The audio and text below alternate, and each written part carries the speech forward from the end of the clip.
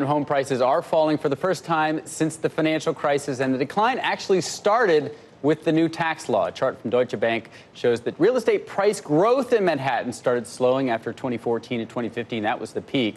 Prices actually started falling in mid-2018. Yep, that was right after the so-called SALT changes, which limited state and local tax deductions to $10,000. Now, the new SALT tax cap that estimated affected $14 billion just for New Yorkers last year. Housing experts predicted that Manhattan real estate prices would fall by 10% over 2 years. So far, they're down about 5%, and Manhattan real estate sales have now declined for 6 straight quarters. That's the first time that's ever happened. Now, Florida has been the biggest beneficiary. About 64,000 New Yorkers moved to Florida between 2017 and 2018. The town of Doral launching a, quote, unhappy New Yorkers website and campaign telling New Yorkers high taxes, rotten weather, outrageous cost of living, what's not to like? Now, someone making $1 million a year in Manhattan, according to the website, would save $235,000 moving to Florida. They actually have a little calculator there. You can type in your income and see how much you're going to save. But Florida's hot, man. It's pretty humid. He's going to try to sell us on this. Now, how are the beaches up here? Yeah? The beaches? You know, I just went to one for the first time. It was sandy, so Beautiful. Looks pretty good. Yeah. In the summer, beautiful. No? Yeah. But by the way, it was happening already. Look at Connecticut. Before SALT, you know, you had a home over $2 million, you couldn't sell it. Look at Illinois, look at Chicago. Home prices were already going down. It was going to happen in New York, whether SALT happened or not. But the truth is, why should Florida taxpayers subsidize taxpayers in New York City? Subsidize? Yeah. Well, this is a tax SALT. deduction. Yeah. Why are we paying for it? And you and I have had this conversation before. You want to talk about subsidization. Florida gets back $15 billion more from the federal government than it puts in every year. New York is subsidizing Florida already. But let's think about how we get it. First off, we get half as much money per person for Medicaid as New York gets out of the federal government. Half as much. You guys get 30% more in transportation than we do, and we pay more than you do for transportation. What happens is when people pay their taxes when they're working here, then they retire in Florida and get Medicare. Right. That's the number. So if you didn't have your taxes so high up here, all those people wouldn't be moving to Florida, and you wouldn't lose all those Medicare dollars. So if you look at the big programs, look at Medicaid, look at transportation.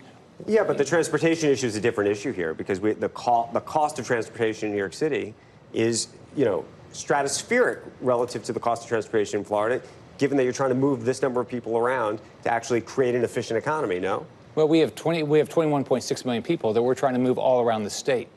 And so, plus we have last year, 126 million tourists that came in. So, I mean, we have a lot of people traveling a long state. Now, 15, 19 hours to travel the entire state. So we have the same sort of issues. Here's the challenge for Florida. I think I've heard a lot of wealthy people who have moved down recently say the challenge in Florida is that the schools are too crowded. There are just too many people in the public schools. The waiting lists for the private schools now are astronomical. How do you fix that? Well, first off, we're #1 in higher education, according to U.S. News Report. All right, we're generally the top 5 for K-12 education. We already have 650 charter schools, so we're growing pretty fast. Now, if you go to Palm Beach, you know, they want more private schools. I mean, everybody's coming in, they want more private schools. But that's not true if you go to places where I live, in Naples or Tampa or Orlando, places like that. It's that so many people are moving from New York to So there's not overcrowding, you're saying, on that coast? No. But still, those are good problems to have. Statewide, there's not overcrowding at all. We've got about 2 public school overcrowding is a high class problem. Let me tell you, it's better than the public schools. If you have 40 kids in your class, that's everybody's problem. The places where you hear it is Miami and Palm Beach, because so many people are moving from New York and they want their kids in private schools. Right. All right. If you look at our K-12 system, we do unbelievably well in standardized tests as compared to other states around the country. So a lot of people are very happy with our public schools.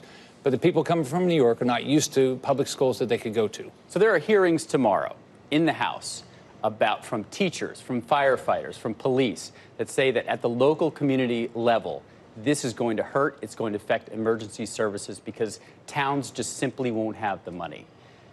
Look at where does politically, is anything going to happen? Can it happen to change this back? So when I walked into my job I started in 2011, we had lost 800,000 jobs. The state had raised taxes, increased regulation. I did just the opposite. I cut taxes the first year, cut regulation, and our revenues grew by, I think, 35%. Our GDP in 8 years grew by 35%. New York's got to start saying, I can't, they just keep raising taxes. Cuomo's great for us. I send him thank you notes. Raise taxes. Malloy, Connecticut, raise your tax. I'll send you another thank you note.